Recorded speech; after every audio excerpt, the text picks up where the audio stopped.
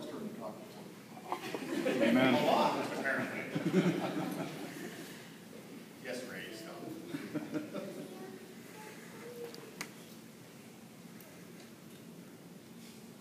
I would like to thank you all for coming out today. I know it's hot, but this day has been a very long time coming. And for me, being surrounded by my family and friends means a lot. I came out here in '88 to the Maps downtown. My mother and my father and my brother Jeff, who is seated here, saw me off on what was to become what I didn't know a lifetime career.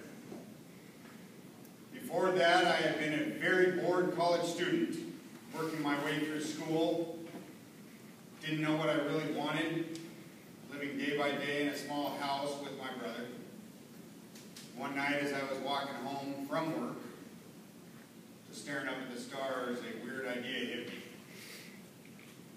I called the recruiters that night, I think it was around 11:30 or 12, left a message. They called me back the very next morning, probably right when they got into work. The rest is kind of history. And it wasn't that easy. I was an abject failure at every goal I set in my first enlistment. I would never re-enlist. I would never have a chest full of medals and ribbons. I would never have a sleeve of gold stripes. I would never be a lead petty officer. I would never tell anyone what to do, and I would never have any responsibility for anyone at all. And I would never, ever, ever be a lifer.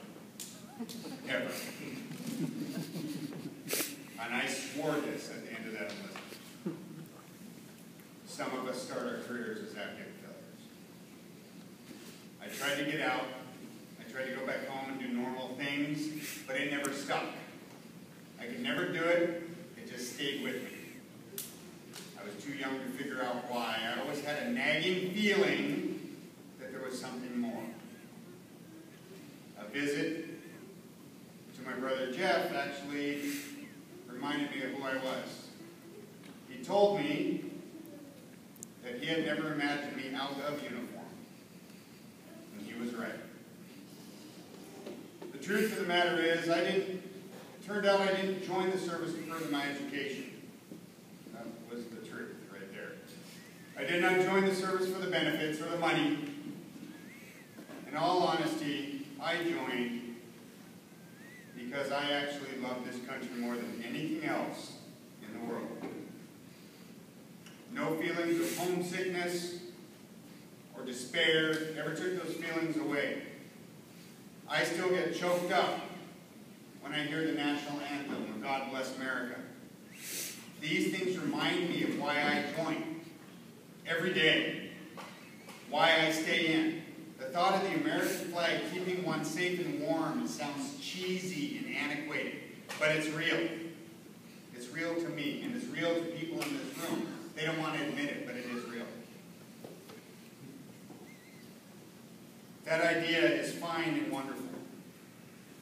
But there is something else that grew on me as time went on. Something that I did not sign on for. And it got bigger and bigger as the years went by. And that was you.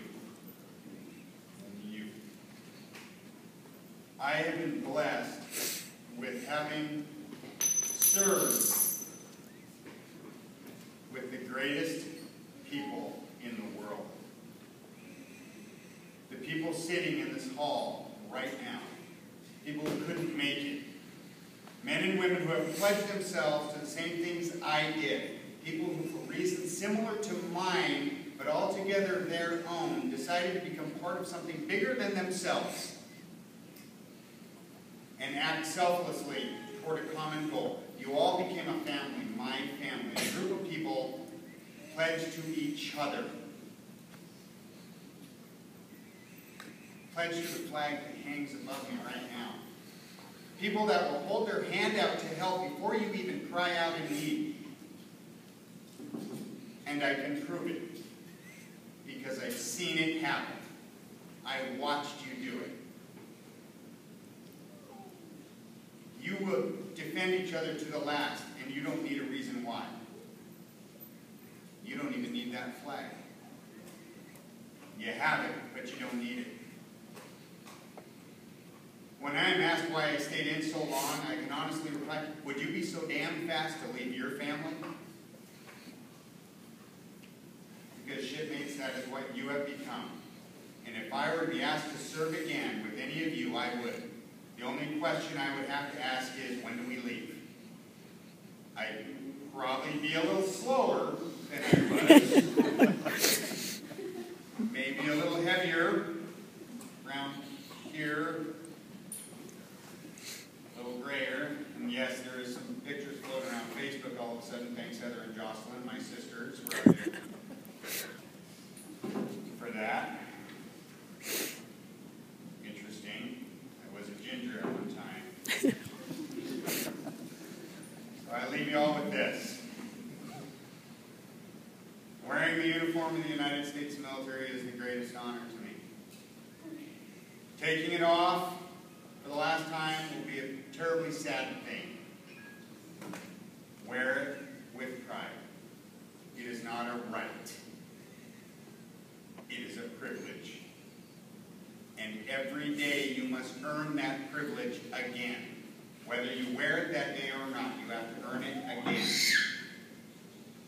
Better men than you or I have paved the way for what we have, and I don't want to sully their memory. To the younger generation, take your time. I know the Navy wants you to hurry up and make rank, but remember this, leadership is not learned in a classroom. It never has, it never will be. It is learned on steel decks, rolling on wild oceans. It is learned on the tarmac. It is learned on the flight decks during heavy seas. It is learned in the mud and the dirt and the blistering blowing sands of rotten hell holes on the other side of the world by people who have lived it. Not those who read about it. Learn all you can from real leaders. They are in this room. You will know who they are. The youths in this room are looking at you right now. They're standing here. They want to emulate you. What impression are you going to give them? To the old guys, the teachers, the leaders, if you're one of them.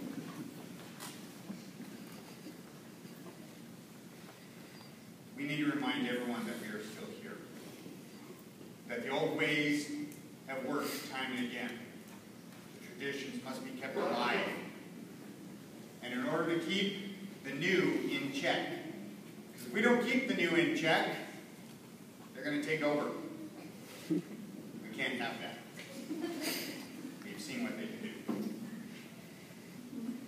I've had a fantastic career, and I'm very sad. I am very sad today. Very sad to see this book end. My wife's been asking how I felt, and I never answered her. I'm very sad to see it go. You're happy because you get more closet space.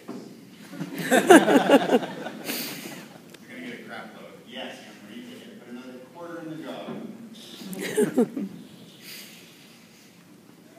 But with every book you close, there's a new one that will open.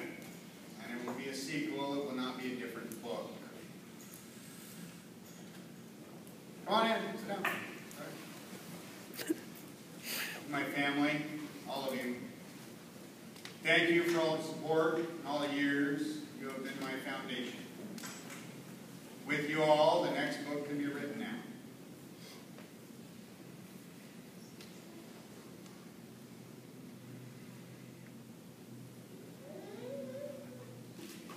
Mom and Dad, you were there.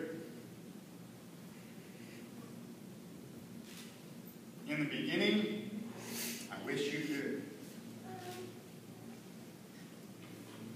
I've been here now, but you probably have really good seats.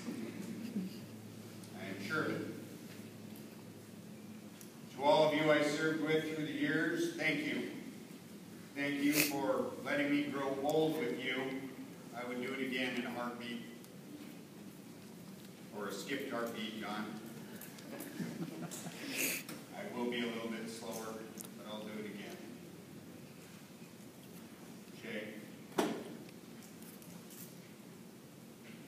stood with me through most of this.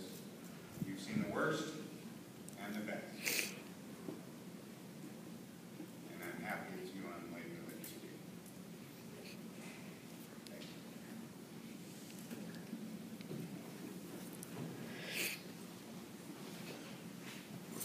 Thank you, GM1. As I was previously said, we were discussing traditions. GM1 talked about passing those on.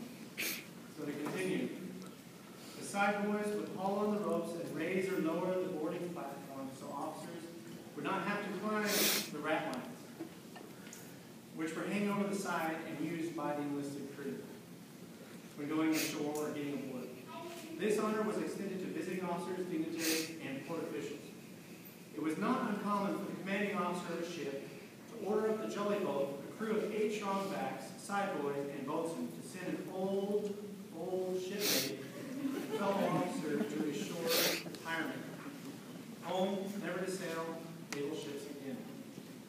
All hands on deck were passed. Speeches were made about great victories, battles fought on the open seas, raging storms weathered, voyages to distant and strange lands and ports that call others only dream about. Then a fine sword, a brace, a pistol, a rifle or musket, or maybe a sea chest of fine wood and bound in brass would be presented to remind him of crews and ships he'd served with. The boatswain would stand tall, the side boys. The retiree would request permission to go ashore, step to the platform, and the side boys would lower away. As the jolly boat pulled away, the gunner would fire a salute from the ship's main battery. The retiree sat at the stern sheets, going ashore. In the late 1700s, the U.S. Navy set sail with new ideas, new goals, and a desire to build traditions that would last through the test of time. The U.S. Navy led the way with providing honors for crewmen. In the 1800s saw enlisted men holding retirement for enlisted men for the first time. The captain would allow the jolly boat to take the enlisted retiree ashore. Then, after the Civil War, commanding officers began to hold enlistment retirement ceremonies to show the crew that he and the Navy recognized the contributions of the enlisted crewmen. Today, our Navy has given most of the pomp and circumstance, the honors and traditions, and the ceremonies backstage. Time does not give us the freedom to do these things from the past.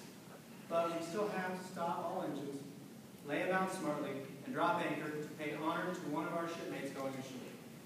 To honor the years served, the guidance, the leadership, the friendship, and the expertise that this shipmate has freely given these 22 years. Ladies and gentlemen, GM1 will now report to Lieutenant Commander Stump and request permission to go ashore for the last time.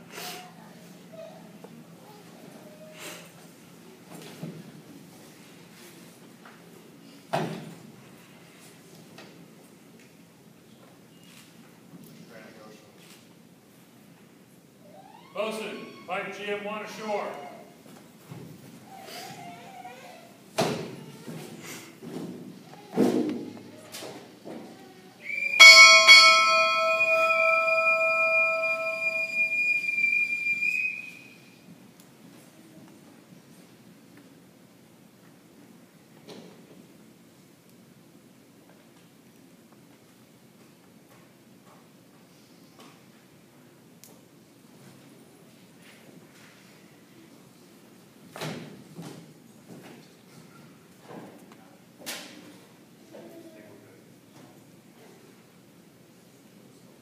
Ladies and gentlemen, this concludes this afternoon's ceremony. On behalf of the Langlois family, thank you very much for taking part in this time-honored ceremony. You were invited to attend a reception in honor of GM1 immediately following. Thank you.